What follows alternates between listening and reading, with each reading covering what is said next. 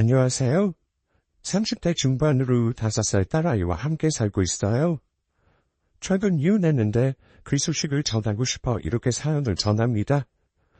열심히 산다고 살았는데 남의 편인 사람이랑은 드물지 살 자신이 없어 정리했답니다. 결혼이라는 게 그런 것 같아요. 둘이 사랑한다고 다가 아닌 거라는 거. 집안끼리 합쳐진다는 말도 이해하겠고 나 혼자 열심히 살고 70을 다 한다고 그게 다가 아니라는 것도 알았어요.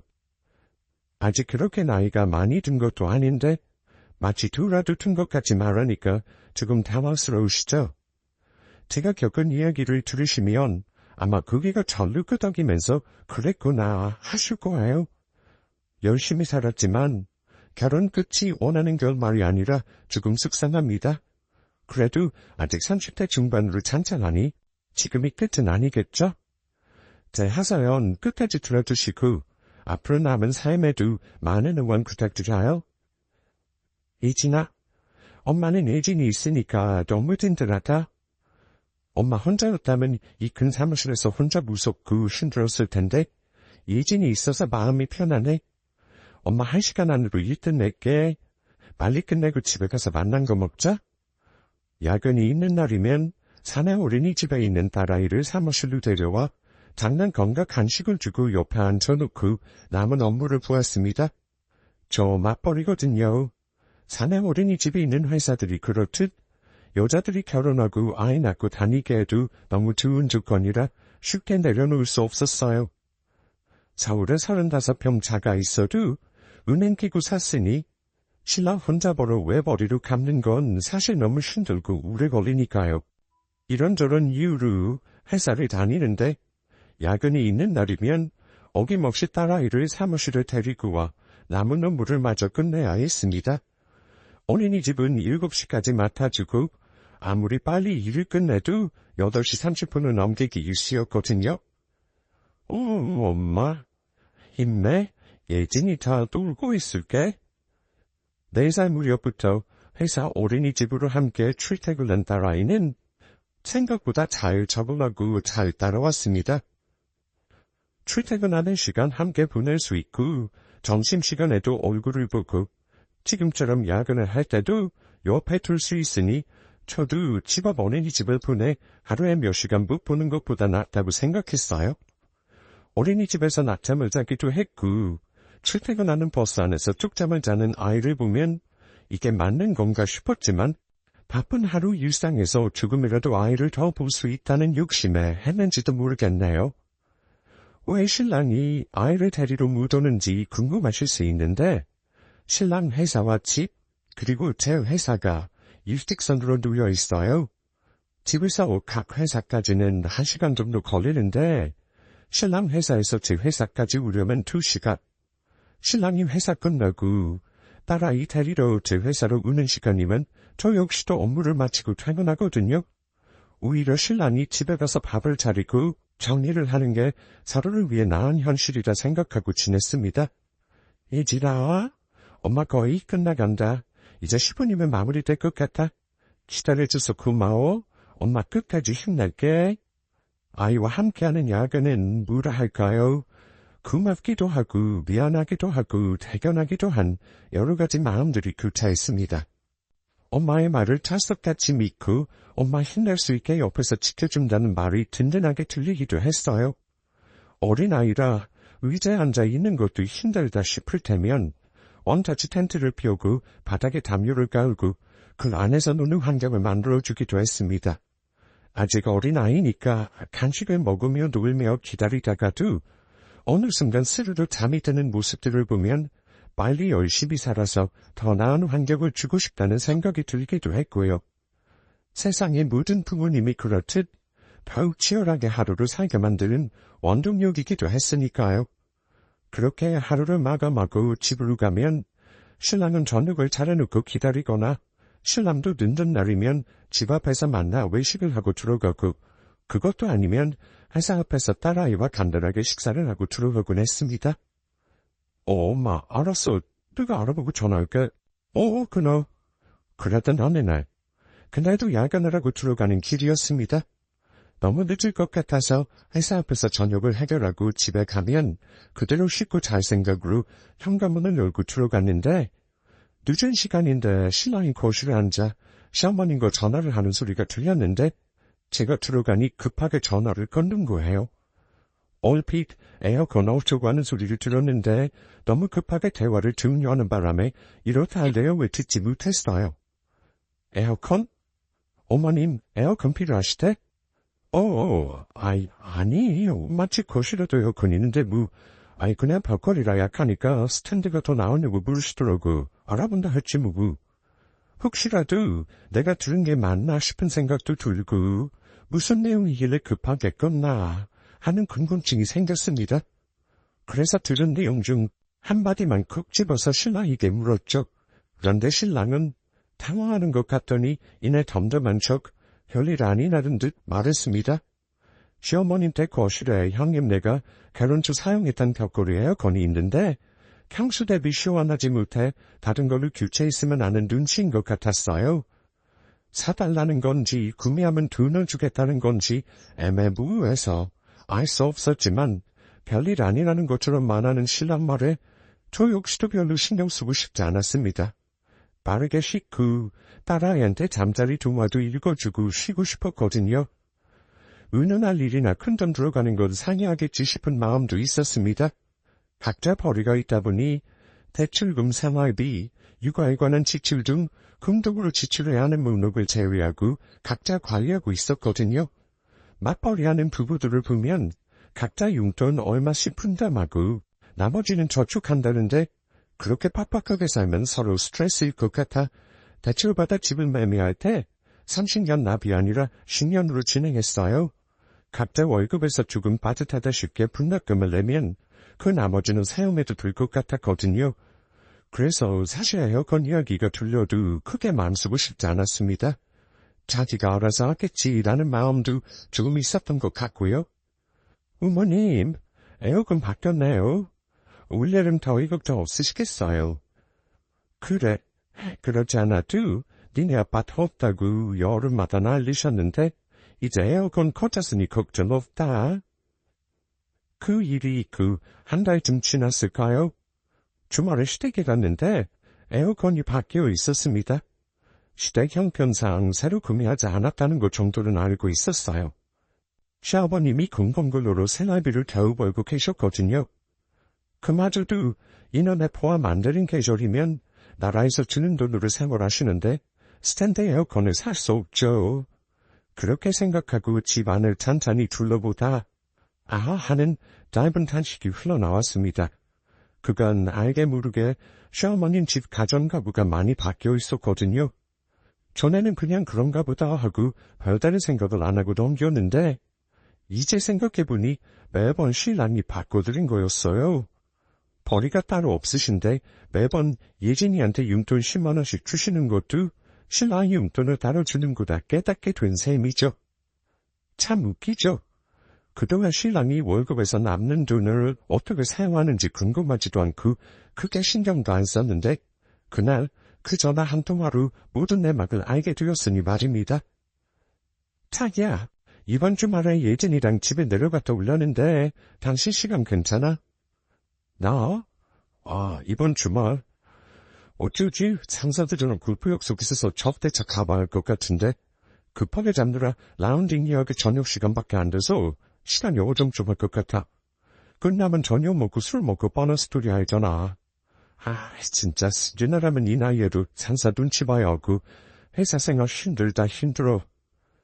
본가는 끔찍이 챙기는 신랑이지만 친정 이야기가 나오면 알게 모르게 회피하는 성향이 강했어요.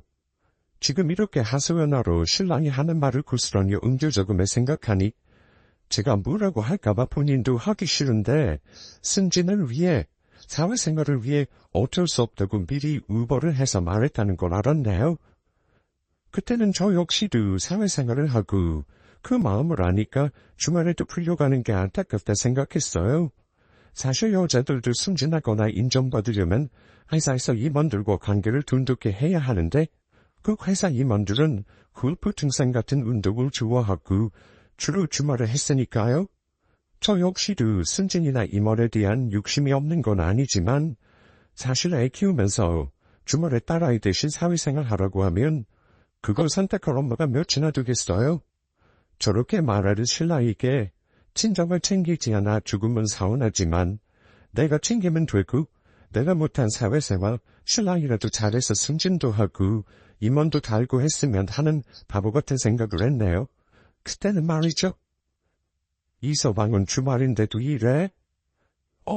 잡대굴 붙이러 필드 나갔지 뭐. 임원들은 이렇게 또 주말에 샤바샤바 하는 직원 예뻐하니까 프로젝트라도 하나 더 맡아서 승진에 유리하려면 도장 찍어야지 뭐. 친정엄마는 매번 신랑이 우지 못하는 게 서운한 눈치였지만 내색은 하지 않으셨어요. 맞벌이를 둘이 사기 빠듯한 거 하시니까 남자도 주말에 그렇게 숨 좀 트이게 안 하면 바람 필 수도 있고 딴 생각한다고 말이에요. 엄마한테 그런 소리가 어딨냐고 핀자를 줬지만 한편으로는 내 부모 내가 잘하면 된다 생각했던 것 같습니다. 결혼하고 7년 동안 그렇게 살았는데 이제 어서 신랑이 친정 가는데 따라간다고 하면 저도 친정엄마도 오히려 불편할 것 같았거든요. 그렇게 친정에서 토요일 하루 보내고 일요일 아침 먹고 집으로 돌아갔어요. 자기야, 내일 늦게 끝나? 내일 엄마 서울 올라오신다는데 간만에 호텔 디너 예약하려고. 어머님이? 왜? 외계인 대학병원 치료받으러 오셨다가 들어가기 힘드니까 저녁 드시고 하루 자고 거라고 했어? 식후 집안 정리를 하려는데 신랑이 급작스럽게 말하더라고요. 내일 월요일 늦게 끝나느냐고 말이에요. 아니라고 말하자 어머님이 내일 치료받으러 서울 오셨다가 집에 오시기로 했는데 간만에 엄마 집에 오시니까 외식하자고 말입니다.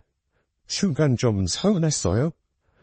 예전에는 그러려니 생각하고 넘겼던 작은 일상인데 하나둘 의식하기 시작하니까 차별을 해도 이건 너무 차별한다 싶었거든요. 저희 친정엄마도 지방 사셔서 서울로 정기 치료 받으러 오시는데 그때마다 바로 당일에 내려가시고 단 한 번도 집에 오라는 소리 안 하더니 시어머님한테는 매번 정기 치료 받고 내려가시는 거 힘드니 집에 와서 하루 자고 가라고 말했어요. 그리고 이렇게 시어머님 오시는 날은 호텔 디너 예약하고 온 가족이 외식하는 날이었죠. 늘 그렇게 했던 일상인데 문득 속상하기도 하고 서운했어요.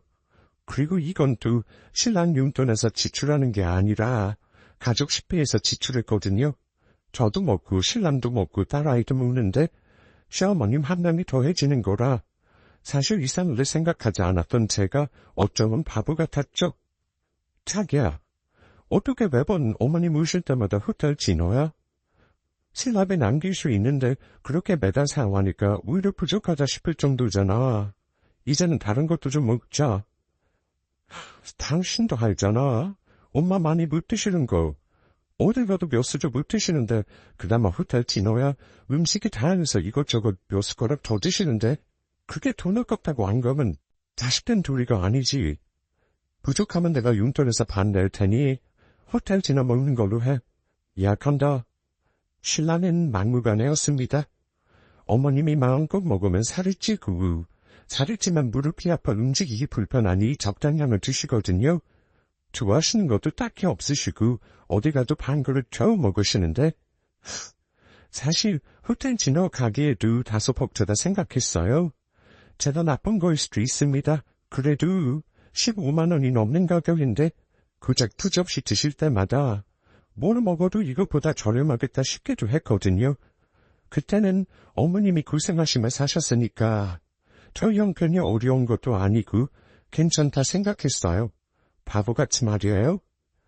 친정엄마는 단 한 번도 오신 적 없는데 결혼하고 시어머님이 오실 때마다 늘 그렇게 지내다 보니 저도 무심하게 그러려니 하고 지냈던 거 있죠. 그러던 제가 황급히 끊는 그 전화 한 통으로 모든 게 굳건게 보이기 시작했습니다. 이 사람 뭐지? 이렇게 친정에 들라셔도 되나? 싶을 정도로요. 부인이 예쁘면 저같이 말뚝에도 절을 한다는데 이 사람은 처갓집으로 머리를 두고 눕지도 않을 정도로 나 몰라라 한다는 사실이 새삼 머릿속을 스쳐 지났어요. 엄마 병원에 약 타러 언제 와? 나? 가만히 있어보자. 엄마 다음 주 병원 가는 날이네. 왜? 엄마는 딸이 어떻게 사는지도 안 궁금해?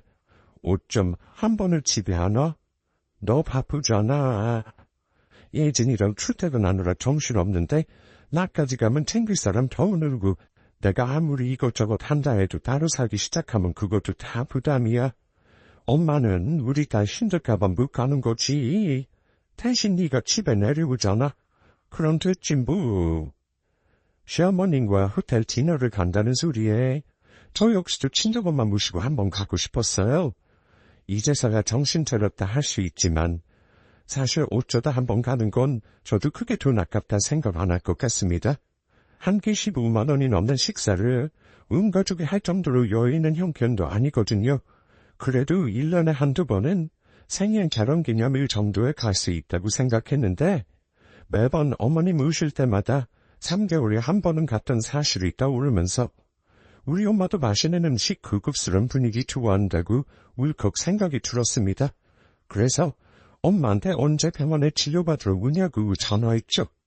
다음 주에 온다는 소리에 침 매매할 때 한 번 오고 지난 3년간 오지 않았던 사실이 떠올라 괜히 엄마에게 화풀이 했어요. 나이 자식 어떻게 사는지 궁금하지도 않냐고 어떻게 한 번은 안 오냐고 말이에요. 엄마는 후후 웃더니 내 딸 힘든 거 보기 싫으니까 안 왔다 하시네요. 제 속도 모르고 말입니다. 대신 전화하면 되고 이진이랑 통화할 때 화상 전화하니까 된 거지라고 또 웃으셨습니다.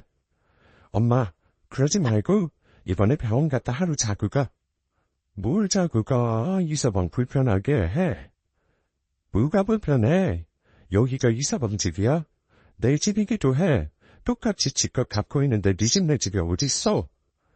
하루 자고 가라는 제 말에 엄마네 신랑이 불편하다고 한사코 거절하셨어요. 결혼한 지 7년인데 얼마나 사이가 살갑게 굴지 않았으면 하루 자고 가는 게 불편할까 싶었죠. 그동안 맞벌이로 살며 딸아이 케어하고 정신없게 살아서 단 한 번도 이상하다, 서운하다 생각하지 않았던 것들이 하나둘 물밀듯 밀려오기 시작했습니다. 어디부터 잘못된 걸까 하고 말이에요. 똑같이 일하고 딸아이 케어는 거의 제 몫이고 저는 시댁 챙기는데 신랑은 친정 안 챙기는 이 현실이 너무 서글펐어요. 이제라도 똑똑히 정신 차리고 친정 엄마도 챙기고 시댁에도 적당히 해야겠다 싶었습니다. 신랑이 저 모르게 시댁에 챙기는 돈들이 많은 것도 알고 있으니 생활비를 더 걷던 다른 수를 써야지 안 되겠다 생각했어요. 사실 시부모님 형편이 넉넉하지 않으니 조금이라도 용돈을 드린다 했으면 그게 거절하지 못했을 것 같아요. 매식 한번 안 하면 되고 년마다 해외여행 안 가면 되니까요. 하지만 이건 겨우가 다르지 않나요? 이런저런 생각들이 결국 친정엄마에게 화살로 돌아간 셈이죠. 왜 그래? 무슨 일 있어? 이거 안 그러더니 생떼를 쓰네. 알았어. 엄마 토요일 오전 진료니까 약 많다고 너네 집으로 갈게. 하사 점심 먹고 이야기 좀 하다 집에 가면 되겠다. 엄마는 끝까지 안 자고 우리 집으로 데려가신다 했습니다. 엄마 담당 교수님이 해외 연수 갔다 오느라 빠른 일정이 토요일 오전밖에 없다고 하시더라고요. 알았다고 대답하고 신랑에게 친정엄마 오는 거 이야기할까 싶었는데 이야기 안 하기로 했어요. 이야기하면 없던 약속도 만들어 나가지 싶었거든요. 사정하는 것도 싫고 이제라도 조금씩 친정엄마랑 신랑이 만나는 시간을 늘려 친해지게 하고 싶었습니다. 적어도 나의 집에서 하루 자고 가는 게 사위 어색하고 눈치 보여서 간다는 소리 못하실 정도로요. 그렇게 친정엄마가 오는 주말 아침이 되었습니다. 오늘 점심 뭐 먹을까? 점심? 30분 있으면 엄마 오신다고 했으니까 엄마 오면 생각해보지 뭐. 뭐? 장모님? 장모님이 갑자기 왜? 왜 난? 왜? 못 오더라도 와? 아침에 전화하니까 병원이라고 해서 진료 끝나고 내려가신다길래 집에 와서 점심이나 먹고 가자고 했어. 그랬으면 말을 해야지 말도 안 하고. 지금 말했잖아. 어차피 엄마 점심만 드시고 가신다는데 우리 식사할 때 같이 하는 거니 크게 문제 없잖아. 부탁 지났던 마음이 쉽게 가라앉지 않았는지 신랑이 이쁘게 말이 안 나오더라고요. 신랑은 장모님이 우시면 말을 하지 그랬냐고 하는데 사실 우리 예진이랑 고원에 산책 갈 생각에 아침에 일어나 다시 그 외출 준비 마치고 있었으니 크게 상관없는 거 아닌가요? 간하게 파자마 옷차림으로 있었다면 30분 전에 이야기하는 게 부담될 수 있지만 외출할 준비를 마쳤고 점심을 시켜 먹을지 나다 먹을지 이야기 나누던 줄이라 크게 상관없다 생각했습니다. 평소라면 알았다고 넘길 신랑이 웬일인지 구시름대며 뭐가 마음에 안 드는지 앉았다 일어났다 핸드폰을 들여다보다 내려놓다 우엉저엉 하더라고요. 그러든지 말든지 신경 쓰고 싶지 않아. 점심에 뭐 먹을지 근처 맛집도 알아보고 친정엄마가 좋아하는 메뉴로 찾아봤습니다.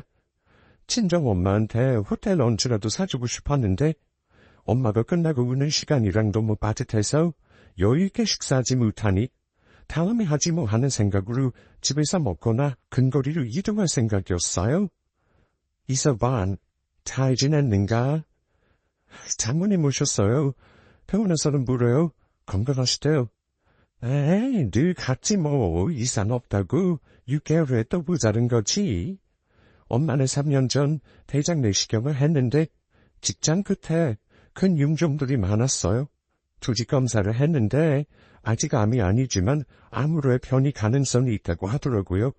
융종을 제거했지만 이렇게 이상 변화 가능성 있는 융종은 또 재발하고 그렇게 반복적으로 제거하다 어느 순간에 돌연변이로 암이 될 수 있다 하셨어요. 아무래도 연세가 있다 보니 암으로 변이 되는 순간이 3년, 5년, 10년 예측할 수 없고 혹시라도 그렇게 된다면 그때 수술하고 항암치료 받긴 체력적으로 부담이 된다 하셨습니다. 결국 문제가 되는 직장 끝 부분을 절제하는 수술을 진행했어요. 문제가 되는 부분을 절제하면 위험성이 줄고 그나마 젊을 때 수술하는 게 견디는 것도 빠르다고요. 그렇게 진행하고 나니 정기적으로 태아병원 검진을 받으며 건강관리를 하고 있었거든요. 다행히 다시 발생하지도 않고 의사 선생님 말대로 회복도 빨랐어요. 한 해 한 해 엄마 체력이 달라지는 걸 보며 그때 안 했으면 어땠을까 싶기도 했고요. 어쨌든 그런 엄마를 집에서 보니 또 새롭더라고요. 무엇을 먹을까? 엄마 앉으면 이야기해야지 하고 거실로 안내하고 물 한 잔 들어 주방으로 갔는데 거실에서 신랑 목소리가 들렸습니다. 장모님, 아직 식사 못하셨죠? 아직 식사 못했지. 조아가 점심 먹자고 불렀으니 여기서 먹고 가려고. 잘 오셨어요, 장모님.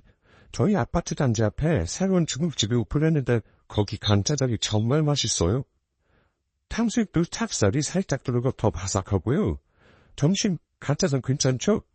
짬뽕은 지난번 먹어보니 너무 맵더라고요. 짜장이 나을 것 같아요. 나야 좋지. 이서방이 추천하는 거니 더 기대되네. 자기야, 자기는 짬뽕이지. 주문한다. 자기야, 잠깐만. 주방에서 엄마 주려고 물 한 잔을 내우다 당황했습니다. 많고 많은 메뉴 중 짜장면이란요. 저희 친정엄마도 맛있는 음식 좋아하시거든요. 호텔 뷔페는 아니더라도 다양한 음식들이 있는데 하필이면 짜장면이라니. 대체 이 사람은 우리 엄마를 어떻게 생각하는 건가 어이가 없었어요. 신랑을 안방으로 불러 살짝 원성이 높아졌죠. 짜장면? 어머님은 우리 집 오실 때마다 호텔 디너인데 호텔 예약도 못 해드렸으면서 뭐 짜장면? 짜장면이 뭐 어때서 그래? 당신은 새로 오픈한 거 지금까지 먹던 것보다 맛있다고 좋아했었잖아. 급하게 오셔서 호텔 예약 못한다고 당신이 아침에 말했고 맛있는 거 뭐가 좋을까 생각하다 겨우 생각해내는데 왜 그래? 어머님 짜장면 좋아하시잖아. 말이 통하지 않았습니다. 같은 짜장면이라 해도 차이나 레스토랑처럼 분위기 있고 만난 곳들이 많이 있잖아요. 나가서 괜찮은 거 한 끼 대접할 생각이 전혀 없어 보였어요. 제 언성이 높아지는 걸 엄마가 느끼셨는지 제 전화로 전화를 거셨어요. 그리고는 거실에서 추아야 전화 왔다고 말을 돌리시는 척 저를 따로 부르셔서 짜장면 괜찮은데 왜 그러냐고 오히려 저를 나무라셨죠. 그렇게 언성 눕히면 점심 안 먹고 그냥 가겠다고요. 당신도 괜찮고 사위가 추천해주는 맛집 짜장면 먹는 건데 제가 너무 예민하게 군다고 저를 타박하셨습니다. 그쵸 장모님, 이 사람이 예민한 거죠. 급하게 우신다는 소리 들어서 마시는 건 예약도 못하고 점심시간도 지났는데 지금 가면 점심도 건너뛰는 게 되니 가까운 데서 시키는 게 맞죠. 다음엔 미리 전화 주세요. 데리러 가도 되고 더 맛난 거 사드릴게요. 뚫린 입이라고. 신랑 입에서 청산 뉴스처럼 말이 술술 나왔습니다. 미리 말씀 주셨더라면 마시는 건 예약했을 텐데? 이 사람이 장모님 오시기 30분 전에 알려줘서 뭐 먹을지 찾다가 안 가본 곳 분위기만 보고 가서 실패하는 것보다 보고 맛있는 거 가는 게 좋겠다 싶어 선택한 메뉴라고요. 그럴싸하게 저희 친정엄마를 위하는 척 저를 예민한 사람으로 물었어요. 속은 터졌는데 정말 오랜만에 저희 집에 오신 친정엄마 마음 더 이상 불편하게 하고 싶지 않아서 참았습니다. 친정엄마가 가고 나서 이야기할 생각으로요. 짜장면이 코로 들어가는지 입으로 들어가는지 제 마음은 편치 못했죠. 그걸 아는지 모르는지 엄마는 열심히 이서방이 권해주는 곳이라 그런지 면도 탱글하고 다른 곳과 다르게 간짜장 야채가 많이 들어가 더 맛있다고 하셨어요. 그 말에 맞장구 치며 역시 장모님이시라고 좋아하실 줄 알았다고 신랑과 주거니 받거니 했습니다. 속상한 건 저뿐인 것 같아 마음이 편치 못했어요. 이서방, 맛있게 잘 먹었네. 엄마 이만 갈게. 니네도 볼일 보고 쉬어야 또 다음 주 나같이. 예, 어머니 많이 가세요. 그래, 쉬게. 엄마 벌써 가? 차도 안 마시고. 차는 무슨. 배불러서 들어갈 배도 없어. 아이, 지금 가야 해지기 전에 집에 도착하지. 엄마 기다려봐. 터미널까지 택시 잡아줄게. 친정엄마는 뭐가 급한지 점심을 먹고 이야기를 조금 하는 것 같더니 이내 집에 가겠다고 일어섰습니다. 말로는 빨리 가야 저희가 쉰다 말씀하시는데 안 봐도 지금 이 분위기가 어색한 것 같았어요. 시어머님은 우시면 비싼 식사에 하루 자고 가시고 돌아가실 때 용돈도 두둑히 챙겨가는 거 뻔히 아는데 저희 엄마는 3년 만에 오셔서 식사 대접도 제대로 못 받으시고 죽도 가듯이 가시는 게 영 마음이 불편했습니다. 네, 알아요. 이렇게 만든 사람이 저라는 거. 결혼 초부터 미처 신경 쓰지 못하고 지나쳤던 일상들이 쌓여요. 어디서부터 잘못되었는지 찾는 것조차 어려울 정도로 틀어졌다는 거 말이에요. 차라리 인지하지 못했다면 속상하지 않고 그런가 보다 속 없이 굴었을 것 같습니다. 하지만 이제 그 모든 것들이 눈에 보이고 신랑이 시어머님한테 하는 거 다르고 저희 친정엄마한테 하는 거 다르기 꼴보기도 싫었어요. 엄마, 이거 감스차비에. 아우, 얘 됐어. 또 일하느라 바쁜데 너 먹고 싶은 거 사 먹고 예쁜 옷 사 입고 그래. 아니야, 나도 돈 있어. 현금이 이거밖에 없어서 신발은 밖에 안 돼. 차비에. 다음에 더 챙겨줄게. 얘는 됐는데도. 이서방, 잘 먹고 가네. 어서 들어가 춥다. 예, 어머님 가세요. 외식할 생각에 별도로 현금을 뽑아둔 게 없었어요. 점심엔 나눠서 먹을 생각이라 은행이 들려 현금도 뽑고 용돈을 넉넉히 주고 싶었거든요. 그게 아니더라도 엄마가 좀 느긋하게 가셨다면 택시도 부르고 집 근처 편의점에서 인출이라도 했을 텐데 급하게 일어서시는 바람에 가까우로 택시 부르고 금방 잡혀서 엘리베이터 타고 1층으로 내려오자마자 택시가 도착해서 뭘 어떻게 할 틈도 없었죠. 이러려고 친정엄마 부른 거 아닌데 안 오겠다는 엄마 기어코 우라고 했는데 이렇게 불편한 모습만 보여준 거 아닌가 참 속상했습니다. 용돈이라도 두둑히 드렸다면 마음 편했을 텐데 저도 이렇게 엄마 부르고 챙기는 게 못났지만 결혼하고 처음이라 어떻게 해야 할지 알지 못했어요. 맞아요.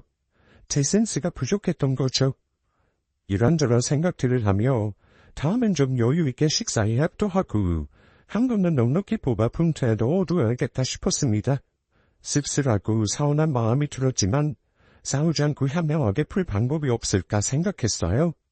이 일을 계기로 더 친정 엄마랑 신랑이랑 잘 지냈으면 했거든요. 친하지 않다고 어색해하셨지만 친정 엄마랑 신랑이랑 주고받던 말들이 제가 중간에서 더 신경 쓰면 편해질 수 있다 싶었기 때문이죠.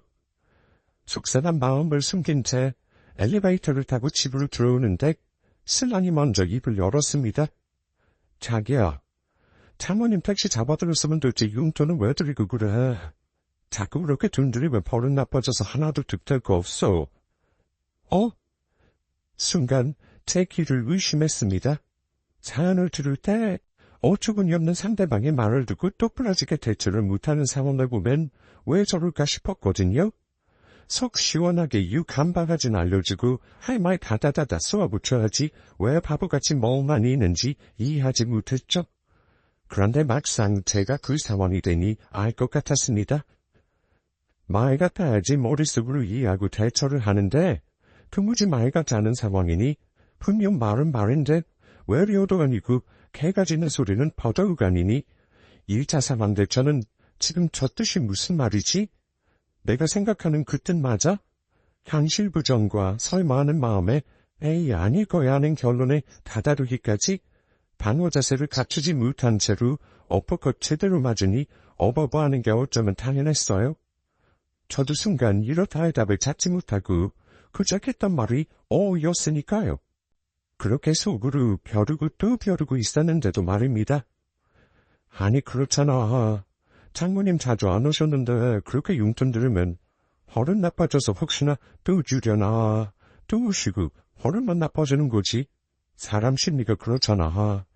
주말에 할 것도 많은데 매번 오시면 우리만 피곤해지고. 오늘도 봐. 예진이랑 나가기로 했는데 장모님 기다리다 시간만 늦어졌잖아. 빨리 나갔다 와서 쉬자. 술로 숨이 났어요. 제가 결혼했던 사람은 생각보다 더 쓰레기더라고요. 100만 원을 들인 것도 아니고 고작 10만 원에 버릇이 나빠진다뇨. 이 사람은 제 친정엄마를 어떻게 보고 있었던 걸까요? 아니 그렇잖아요. 100만 원, 아니 1000만 원을 드린다 한들 와이프 엄마인데 이런 표현이 가당키는 한가요? 집 매매하고 3년 전 이사할 때 오고 처음 오셨는데 간짜장 사드릴 때부터 알아봤어야 했는데 설마 그렇지 않을 거라 생각했던 제가 등신 같았습니다. 그간 상황들이 머릿속을 스쳐가며 이 사람은 그냥 처음부터 그렇게 생각했던 거구나 싶었어요.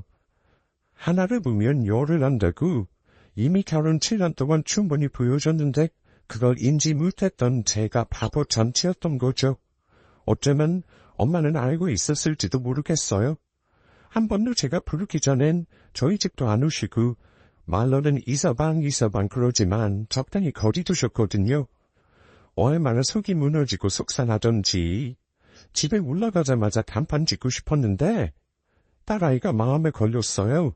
그리고 사연으로 늘 들었는데 이런 경우 말로 싸우도 이득될 건 없지 싶었습니다. 흔히 말하는 답정너. 신랑에게 답은 정해져 있을 테니까요. 어떻게 주말을 보내는지 기억도 나지 않았어요. 빠르게 월요일이 돌아오면 이혼 전문 변호사를 만날 생각에 머릿속이 복잡했기 때문이죠. 안녕하세요. 이혼 소송이 하고 싶은데 제 경우에도 이혼 사유가 될까요? 회사 앞 이혼 전문 변호사 사무실에 있어서 급한 마음에 찾아갔습니다. 지난 7년간 결혼 생활에 관해 짧게 이야기를 전하고 재산관리 부분 그리고 신랑이 시댁에 알게 모르게 용돈과 생활비 등을 꾸준히 주었던 점, 반면 친정에는 관심도 없고 결정 따로 짜장면 사드린 적, 10만 원에 버릇 나빠진다 말했던 점들을 알려드렸어요. 제 말을 묵묵히 듣더니 대략적으로 알려주더라고요. 이 경우는 이혼 사유는 충분합니다. 특히 결혼하고 맞벌이를 꾸준히 하셔서 재산에 기여하는 부분도 상당해요. 오히려 신랑분은 시댁으로 생활비나 보조금을 지원했기 때문에 분할한 다음엔 비중이 줄어들 거고요. 아이에 대한 부분은 어떻게 하실 생각이세요? 양육권도 원하시면 가져올 수 있습니다. 하지만 대부분 이런 경우 신랑이 흔쾌히 인정하고 재산을 분할해주는 경우는 드물어요. 이혼 사유도 명확하게 이해하고 받아들인 경우는 더더욱 없고요. 물론 통보야 합의 이혼하는 게 가장 이상적이지만 태산을 더 가져오시려면 태산문화를 소속으로 진행하는 게 유리할 것 같습니다. 열심히 산 보람이 다른 곳에서 나오더라고요. 악택같이 딸아이 손잡고 출퇴근하고 신랑이 대출금 갚는 만큼 저 역시도 함께 내며 버텼던 지난 7년. 그리고 태산분할 소송 시 유리하게 작용했습니다. 양육권 역시 맞벌이를 하면서도 제가 데리고 출퇴근해서 저에게 더 유리했고요. 빠르게 진행하고 싶다는 말을 남기고 용교다 사무실을 나오니 착잡했습니다. 친정 엄마를 집으로 부르기 전까지만 해도 달라질 수 있다 생각했는데 너무 이혼까지 일사천리로 진행하는 것 같아 인생이 조금 서글프게 느껴졌거든요. 회사를 다닐 마음도 없이 일주 정도 휴가를 했어요. 바쁘게 살면 뭐 하나 싶기도 했고 그동안 저 따라서 회사 다니느라 바빴던 딸아이와 온전히 시간을 보내고 싶기도 했어요. 마음을 정리하고 짐도 정리할 겸 집에서 이틀 정도는 꼼짝 안 하고 쉬는데 이혼 서류가 회사에 도착했는지 점심시간 불이 나게 집으로 들어왔습니다. 좋아요. 이게 뭐야? 이혼이라니? 부인은 그대로야. 좋아요. 내가 잘못했어. 우리한테 힘들게 살았는데 이렇게 이혼하면 나는 하나도 남는 게 없잖아. 장모님 유언돈 때문에 그래? 내가 아무 말 안 할게. 제발 다시 생각해줘. 역시 신랑은 뭐를 잘못했는지 알지 못했습니다. 그리고 신랑이 이렇게 싹싹 비는 이유도 알죠. 아파트를 저에게 명의 이전하거나 아파트 명의를 반으로 나누더라도 양육비를 납부하거나 해야 하거든요. 아파트를 넘기면 앞으로 예진이가 성인이 될 때까지 매달 보내야 하는 양육비가 면제된다는 특권을 내걸었습니다. 무엇을 하든 신랑에겐 득이 되지 않으니 이렇게 싹싹 빼는 게 당연했어요. 하지만 저는 이미 마음이 식었으니 다시 되돌릴 마음이 없었습니다. 나는 엄마가 우리 집에 오시기 전만 해도 잘해볼 생각이었어. 지난 7년간 당신이 어머니께 용돈 드리고 가전가구 다 바꿔드렸어도 똑똑하게 내 부모 무챙김 내 탓했지 당신 탓하지 않았거든. 그런데 엄마가 오고 당신이 우리 엄마한테 하는 꼴을 보니 이건 내 탓만큼 네 탓도 있더라. 골당 10만 원에 우리 엄마 버릇 운운할 정도면 네 인성 바닥인 것도 드러났으니 더 이상 살 이유가 없어. 그래도 그간 살았던 저를 생각해 선택 여지는 줬으니 둘 중 하나로 결정해서 서로 넘겨. 그렇게 이야기하고 싸뒀던 짐을 가지고 집에 나왔습니다. 신랑은 아파트 가격을 6대4로 가져가고 양육비를 납부하는 쪽으로 결정했습니다. 더 따지고 들면 제가 더 유리하다고 이혼 전문 변호사가 알려줬지만 길게 끌고 싶은 마음 없었어요. 손해보지 않는 선에서 빠르게 끝내고 싶은 마음이었거든요. 그렇게 샀던 아파트는 정리하고 제가 전 남편이 사 가져갔습니다. 그리고 매달 이진이 양육비로 100만 원 조금 넘게 들어오고 있고요.